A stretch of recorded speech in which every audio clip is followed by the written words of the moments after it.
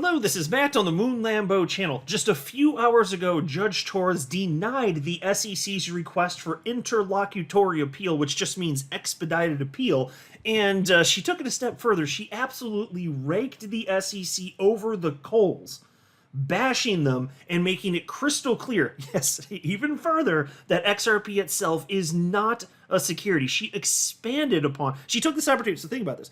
Obviously, it's very clear she's not a fan of the SEC. She understands that the SEC is not operating in good faith, and she did what Attorney Deaton thought she'd likely do.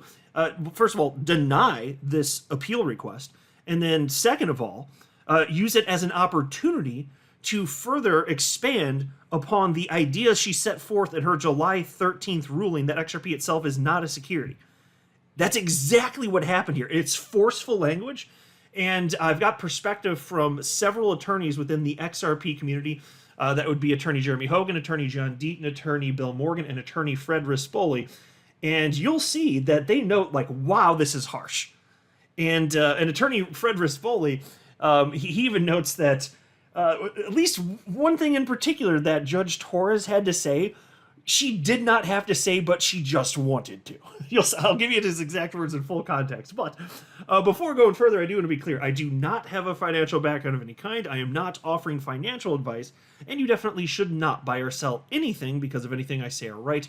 I'm just an enthusiast who enjoys making YouTube videos about crypto-related topics, but just as a hobby and just for fun. All right, shout out and credit to Attorney James K. Filan of the XRP community for sharing this breaking news just a few hours ago. That was actually reposted on social media platform X by Ripple's Stuart Alderati, their chief legal officer, and Stuart Alderati wrote the following. The court's July 13th ruling was, and remains, the law of the land. XRP is not a security.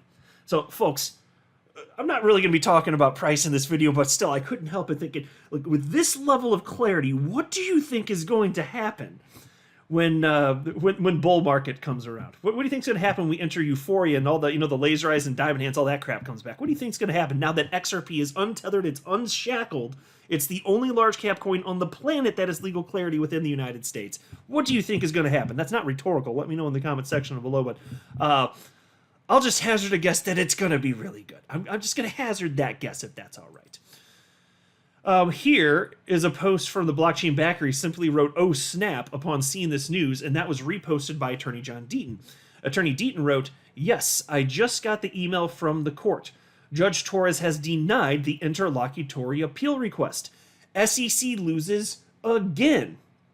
And let me add, my very quick perusal of her order is untouchable. And yes, evidence submitted by XRP holders make another appearance in this decision, in her findings of fact that she relied on. As I've maintained all along, her decision is based on the facts of this case. She stated that she's never said no digital asset could ever be a security sold on an exchange, just that XRP, in this case, wasn't one, and that even though some XRP acquirers purchased XRP for speculation, the SEC didn't prove it was tied to the efforts of Ripple. Remember, the SEC was relying on an expert who got excluded on that very issue, and who helped accomplish that. XRP holders did. And so, of course, he's referencing the expert, I believe that was expert Patrick Duty. Duty. But I can be 5 every time I think about that name. I'm just gonna laugh. But look, it's not my fault. Don't yell at me. I didn't name the guy. This is not my fault. Patrick Duty. But anyway, so Patrick Duty. That's fantastic.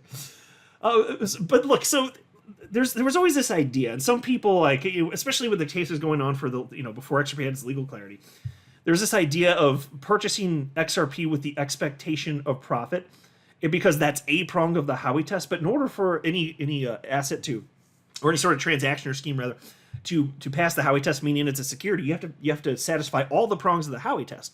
And so that's why, like, we didn't need to feel bad or dirty or wrong, or that the SEC was right just because we purchased XRP hoping it would be worth more in the future, because that doesn't satisfy the Howey test. That was always okay. And Judge Torres knows that, and she's very blatant about that in this ruling. In fact, let's get into some of this.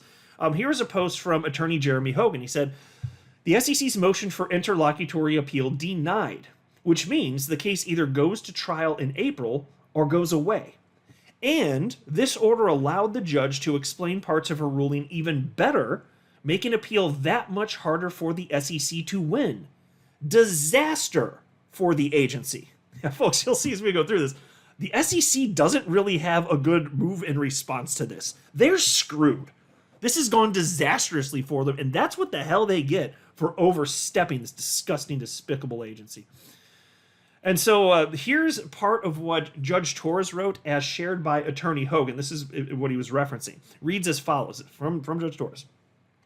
Here, the SEC has not presented a pure question of law that could be decided quickly and cleanly without having to study the record. And so most of that, if you're looking on the screen, you can see it's in quotes. That's because that's a requirement for an interlocutory appeal. It's a higher bar than a standard appeal. And this obviously isn't satisfied here. And then Judge Torres continues. To the contrary, the court examined the totality of circumstances surrounding defendants' different transactions and schemes involving the sale and distribution of XRP, and ultimately found that the institutional sales were sales of securities, but the programmatic sales and other distributions were not. In doing so, the court studied an extensive, heavily disputed factual record and detailed expert reports. For example, the SEC's Rule 56.1 statement contains over 1,600 purported facts, many of which are disputed by defendants, and cites over 900 exhibits. And so, folks, given that there's not some sort of pure question of law here, she literally what she's arguing is, yeah, you little bitches, I did my job. Little punk-ass bitches. That's basically, I'm paraphrasing here. I'm loosely paraphrasing. That's what Judge Torres said, punk-ass bitches. That's what happened here, though. She did her damn job, and still the SEC, being the whiny little baby back biatches that they are, they're trying to get away with something here. And Judge Torres ain't having it. I'm telling you, these pricks at the SEC have no shame. Absolutely none. It's hard to believe that these are actual humans. And then Judge Torres also wrote this. As stated above, the order did not turn on the fact that programmatic sales were sold through secondary market transactions to retail investors. Rather, the court concluded, based on the totality of circumstances, that an objective, reasonable programmatic buyer was not led to expect profits from the efforts of Ripple. Folks, that's me and you. How about that? I'm assuming you purchased XRP on an exchange, right? If you did, that's what the hell I did. We weren't relying on Ripple. Look at that. Well, I'll be gosh darned. There was nothing wrong with this ever, and we knew it. We knew that. Anyway, Torres continues. Unlike in Terraform, the reasonable programmatic buyer would not believe that sales from purchases of all XRP would be fed back into Ripple and the XRP ledger and would generate additional profits for all XRP holders. Similarly, the undisputed record makes clear that many of Ripple's key promotional materials, such as the Ripple Primer, which states that Ripple hopes to make money from XRP if the world finds the Ripple network useful, and the Gateways brochure, which states that Ripple's business model is based on the success of XRP, were only distributed to institutional buyers and not more broadly to programmatic buyers.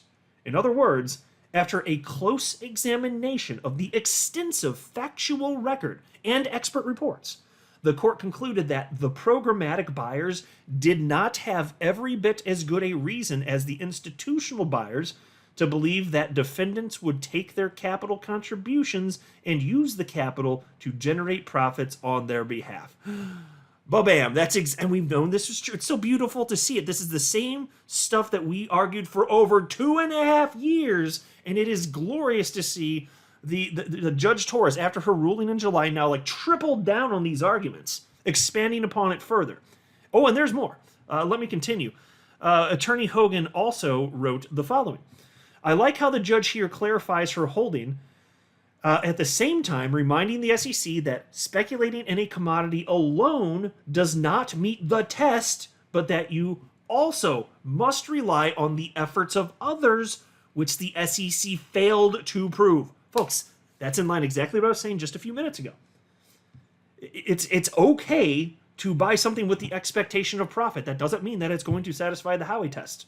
I know some people were concerned that we should, it's just the appearance of that. Oh my God, we're already giving up a product. Well, I mean, you and I, not part of the actual Ripple case. I mean, I understand the SEC attacked all Ripple holders effectively by suing Ripple. I get that, but I'm just saying, in terms of, the implications for us, it's a big nothing. It's a big nothing. And even had Judge Torres found something to the contrary, it would have, even if, actually, let me say it like this. Even if there is ever a successful appeal, because again, there can be appeal once the case is done, just not the interlocutory appeal failed. But if there ever is, and even if it's successful, which sounds like Fantasyland stuff to me as far as I'm concerned, it wouldn't change the fact that XRP itself is not a security. It would apply specifically to Ripple's portion of the programmatic sales of XRP, not ours. We're good. So that's what I'm saying. She expanded upon this, now further speaking about what you and I were doing, buying on exchanges, not knowing where it came from. Well, how about that? Truly delightful. And so here's what Judge Torres wrote on that, as shared by Attorney Hogan. The court also concluded that although the record may have demonstrated that many programmatic buyers purchased XRP with an expectation of profit, the SEC failed to provide evidence that such programmatic buyers' a speculative motive derived from the entrepreneurial or managerial efforts of others. The court's holding did not turn on the fact that Ripple's offers and sales were on crypto asset trading platforms. And so there you go. The SEC failed to prove its case. It just didn't do it. And they lost, like the little punk ass bitches that they are. Here you have an XRP community member, Bounty Hunter, responding to Attorney Hogan. He said, what are the chances this will lead to settlement? Attorney Hogan says, I don't know, but I think it's fair to say the chances just went up. So that may mean, so the Ripple case, judge already made her decision on that. But as far as the rest of this with Brad Garlinghouse and Chris Larson, he's saying the odds of that just settling and not going to trial just went up. And this is devastating for the SEC. Make no mistake. This is devastating for them.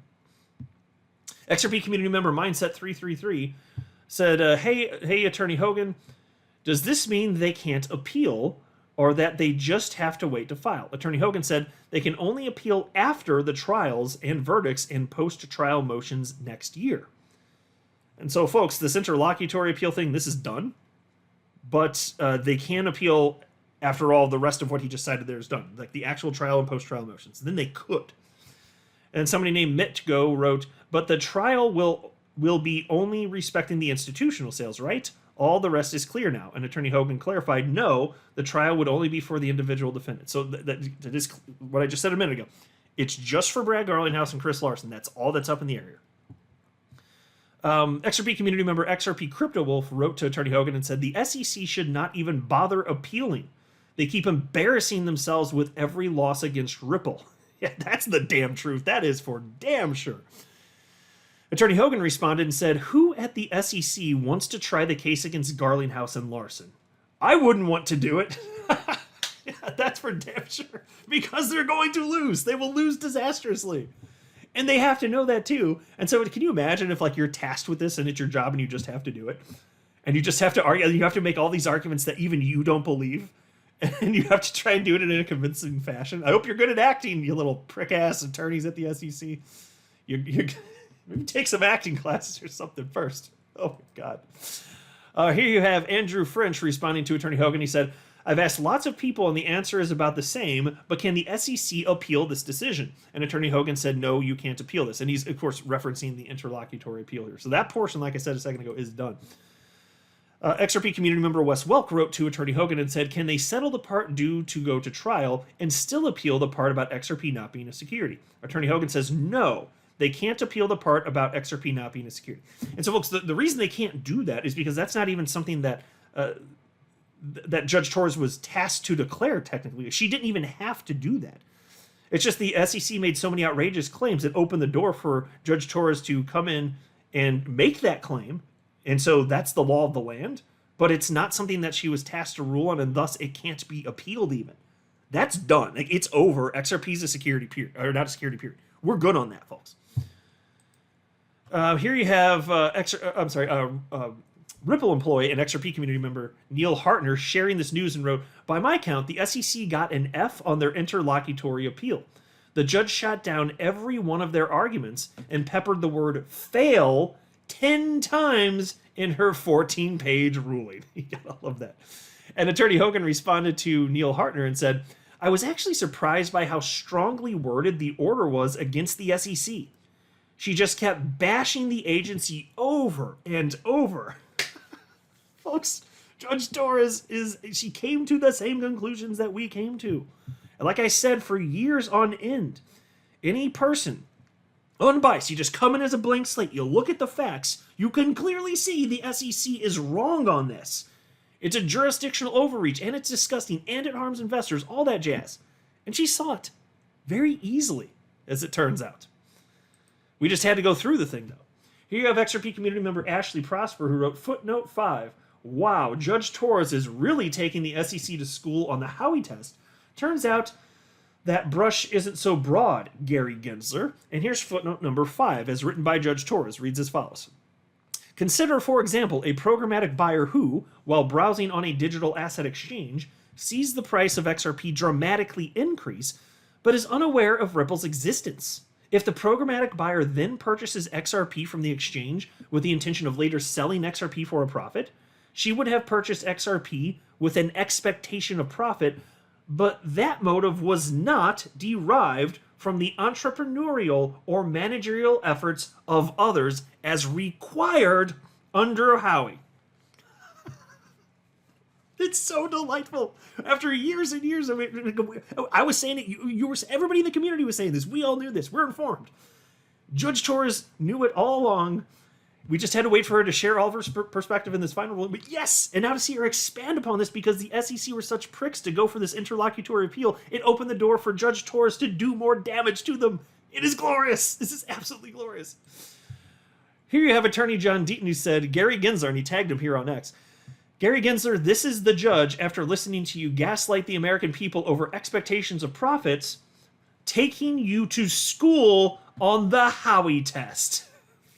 I'm almost cursed. Effing right, though. Just effing right. You're welcome, parents.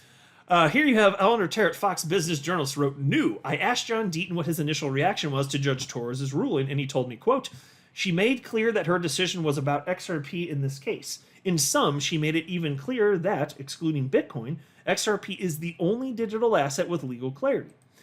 Here I have a post from Attorney Bill Morgan. Great news. SEC smashed. No interlocutory appeal. Trial now confirmed for April 23rd, 2024. And then separately he wrote, the SEC lost big. It lost on all three elements it needed to satisfy the test for certification for an interlocutory appeal. The court found, number 1, there was no controlling question of law, and 2, there was no substantial ground for differences of opinion. No conflict with the decisions in the library and Terra Labs cases. And 3, an interlocutory appeal would not materially advance the ultimate termination of the litigation.